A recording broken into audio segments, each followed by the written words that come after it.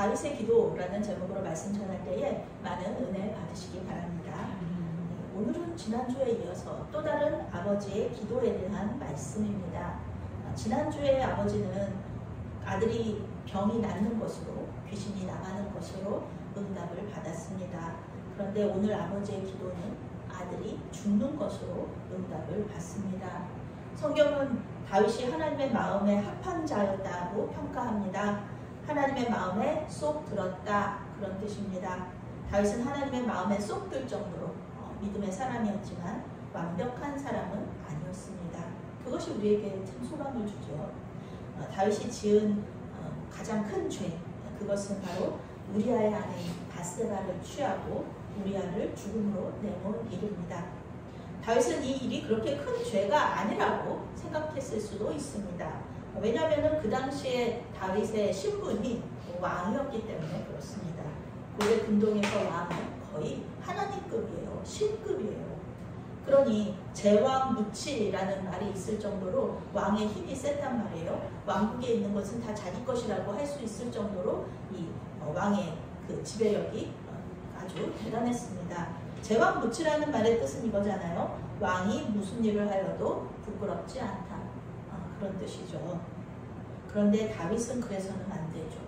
왜냐하면 이스라엘의 왕, 눈에 보이는 왕은 다윗일지 모르지만 실제 이스라엘의 왕은 하나님이시잖아요.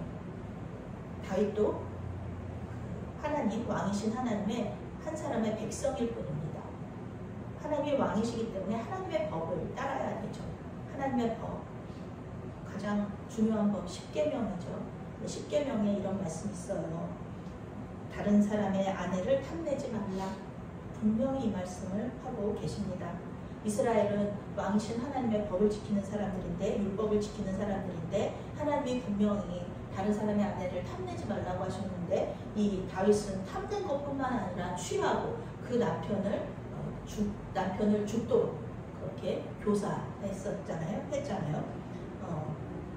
우리나라 법에서 살인교사는 살인죄와 동일한 벌을 받습니다. 다윗은 하나님과 사람이 보기에 큰 죄를 지었어요. 그런데 회개하지 않았습니다. 우리아를 죽이고 우리아의 아내를 아내로 삼았습니다. 그리고 이 죄 때문에 이름 없고 죄 없는 이 아이가 오늘 죽게 됩니다.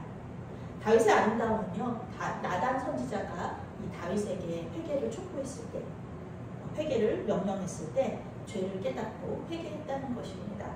다윗은 회개하고 하나님께서는 다윗의 중심을 보시기 때문에 용서를 해 주셨습니다. 그런데 죄의 결과는 그대로 남아요. 하나님 앞에 용서받죠, 다윗이. 그렇지만 죄의 결과는 그대로 남습니다.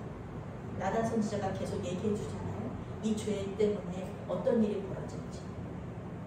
우선 첫 번째로는 이 다윗 왕이 자기 신하들에 대한 충성심을 잃습니다. 어느 그 장수가, 아주 우리아는 대단히 충성스러운 장수였거든요. 장군이었거든요. 그런데 이 장군을 아내를 취하려고 죽였잖아요. 교사해서 죽였잖아요. 그러니 어느 신하가 이 다윗 왕에게 충성을 바치겠습니까? 결국 아들인 압살롬이 반역을 저지른 것도 이 이유 때문에 또 있었던 것이죠. 그리고 또 우리아와 같은 충신을 죽이면서 가정에서도 아버지의 권위가 떨어졌습니다. 계속해서 이 가정에는 성적인 문제가 있어요. 칼이 있어요. 그리고 또 압살롬이 백주대낮에 아버지의 아내들을 범하게 되죠. 정치적인 문제였지만 다 이 결과예요. 그리고 우리아의 아내 바세바를 통해서 낳은 아들이 죽게 됩니다. 하나님은 나단 선지자를 통해서 이러한 죄의 결과들을 말씀해 주셨습니다. 다윗은 용서함을 받지만 이 죄의 결과들은 그대로 고스란히 다윗이 감당해야 되는 겁니다. 이때 다윗은 하나님께 기도했습니다. 물론 회개의 기도도 했겠지만 중요한 것은 그 중요한 기도 제목, 아들 살려달라고 그런 기도를 한 것입니다.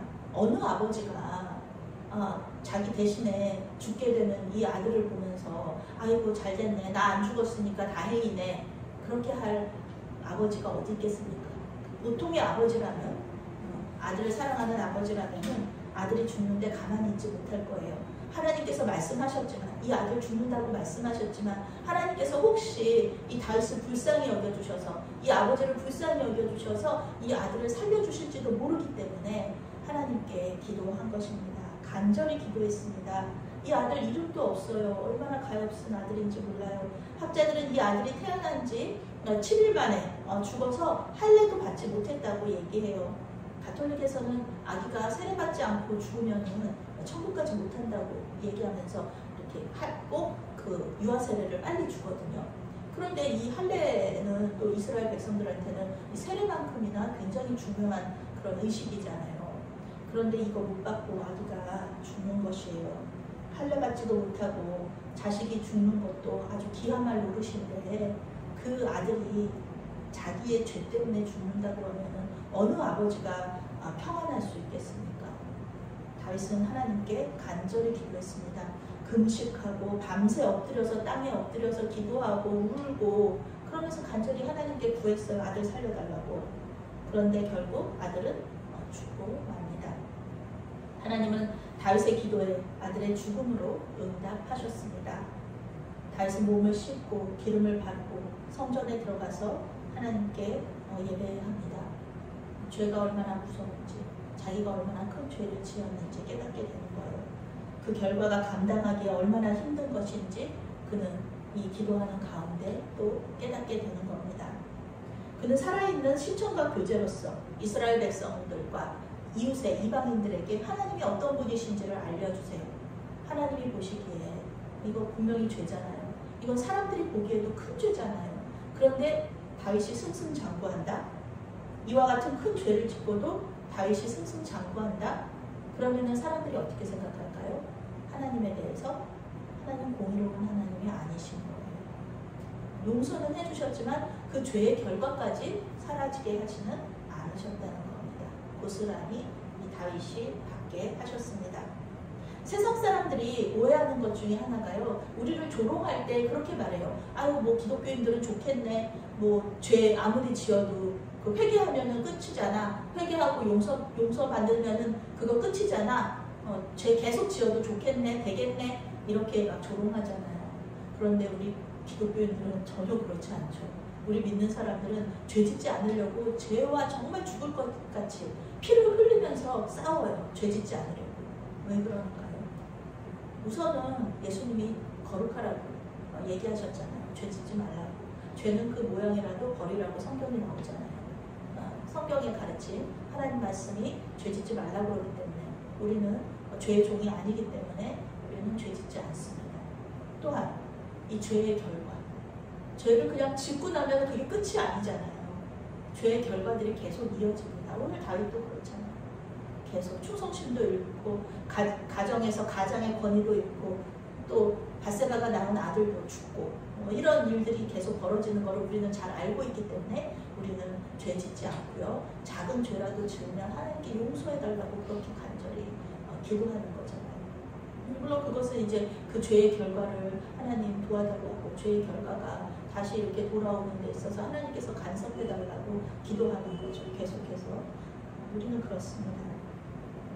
오늘 우리는 다윗의 모습을 묵상하면서 결과가 뻔히 보일지라도, 결과가 어떤 결과가 나올지를 알면서도 기도해야 된다. 하나님 앞에 엎드려야 된다라는 것을 배울 수 있습니다. 하나님 앞에서 그런 결과가 나오지 않도록 도와달라고 간절히 기도하지만 그런 결과가 나오게 돼요. 그런데 이때 우리가 원하는 결과가 안 나왔어요. 뻔히 아는 그 결과가 나왔어요. 그렇게 그 결과가 나왔을 때도 우리가 하나님 앞에 경배하고 예배할 수 있는 것은 그 과정 가운데 하나님께서 역사하신다는 것을 믿기 때문에 그래요. 그 과정 가운데 하나님께서 이렇게 하신 이유가 이거였구나. 하나님께서 깨닫게 해주시거든요. 기도하면서 깨닫게 해주실 때도 있고, 또 그 일이 지난 다음에 왜 하나님께서 이런 일을 하게 하셨을까? 이런 일을 겪게 하셨을까? 우리 하나님께서 알려주시기도 하잖아요. 우리가 기도 가운데 하나님과 깊은 교제를 나누면서 하나님께서 그렇게 하시는 이유를 깨닫게 되는 것에 대해서 우리는 우리가 원하는 대로 기도 제목이 응답받지 못한다고 할지라도 우리는 하나님께 경배하고 또 예배하고 기뻐할 수 있는 것입니다. 아멘. 죄 때문에 힘들 때, 죄의 결과가 무섭고 두려울 때, 내가 어쩔 수 없는 문제들이 일어날 때, 우리 앞에 이루어질 때, 그때 기도할 때도, 기도하는데도 그런 일들이 있을 때 무조건 주님 앞에 나와서 엎드리시기 바랍니다. 주님께서 반드시 선한 것으로 응답하여 주실 줄로 믿습니다. 아멘. 아멘. 사랑하는 하나님, 우리가 원하지 않는 것으로 응답하여 주시는 주님을 찬양합니다. 결국은 우리를 위해 좋은 것으로 응답하시는 주님께 감사합니다. 아멘. 심판 중에도 우리를 불쌍히 여기시고 살 길을 열어주시는 줄을 믿습니다. 우리의 기도에 주님의 뜻대로 응답하여 주시옵소서. 예수님의 이름으로 기도했습니다. 아멘. 아멘.